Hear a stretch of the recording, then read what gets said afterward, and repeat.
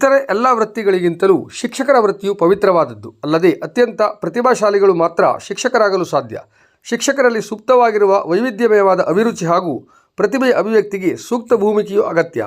ಶಿಕ್ಷಕರು ಕೇವಲ ವರ್ಗ ಬೋಧನೆಗಷ್ಟೇ ತಮ್ಮನ್ನು ಮಿತಿಗೊಳಿಸಿಕೊಳ್ಳದೆ ತಮ್ಮಲ್ಲಿ ಹುದುಗಿದ ಪಠ್ಯೇತರ ಕೌಶಲ್ಯವನ್ನು ಅನಾವರಣಗೊಳಿಸುವುದಕ್ಕೆ ಇಲಾಖೆಯಿಂದ ಮತ್ತು ಸಾರ್ವಜನಿಕವಾಗಿ ಲಭ್ಯವಾದ ಅವಕಾಶಗಳನ್ನು ಸದುಪಯೋಗಪಡಿಸಿಕೊಳ್ಳಬೇಕು ಎಂದು ಕ್ಷೇತ್ರ ಶಿಕ್ಷಣಾಧಿಕಾರಿ ರಾಜೇಂದ್ರ ಲಕ್ಷ್ಮೀನಾರಾಯಣ ಭಟ್ ಅವರು ಹೇಳಿದ್ದಾರೆ.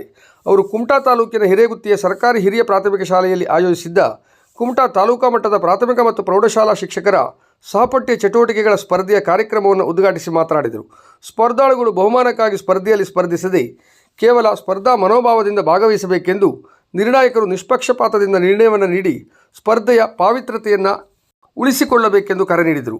ಸಭಾ ಅಧ್ಯಕ್ಷತೆಯನ್ನು ವಹಿಸಿದ್ದ ಜಿಲ್ಲಾ ಪ್ರಾಥಮಿಕ ಶಾಲಾ ಶಿಕ್ಷಕರ ಸಂಘದ ಅಧ್ಯಕ್ಷರಾದ ಶಾಲಾ ಪ್ರಭಾರ ಮುಖ್ಯಾಧ್ಯಾಪಕ ಎನ್.ಬಿ. ಗಾಂವ್ಕರ್ ಅವರು ಶಿಕ್ಷಕರು ಬೌದ್ಧಿಕ ಮತ್ತು ಸಾಂಸ್ಕೃತಿಕ ಪ್ರಜ್ಞೆಯ ಕಣಜವಾಗಿದ್ದು ಅವಕಾಶವನ್ನು ಬಳಸಿಕೊಳ್ಳುವರೇ ನಿಜವಾದ ಶಿಕ್ಷಕರು ಎಂದು ಹೇಳಿದರು.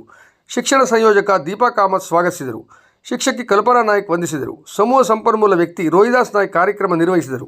ತಾಲೂಕಾ ಪ್ರಭಾರ ದೈಹಿಕ ಪರಿವೀಕ್ಷಕರಾದ ಮಿರ್ಜಾನಿನ ಸರ್ಕಾರಿ ಉರ್ದು ಪ್ರೌಢಶಾಲೆಯ ದೈಹಿಕ ಶಿಕ್ಷಣ ಶಿಕ್ಷಕರಾದ ಬಿ.ಜಿ. ನಾಯ್ಕ್ ಉಪಸ್ಥಿತರಿದ್ದರು.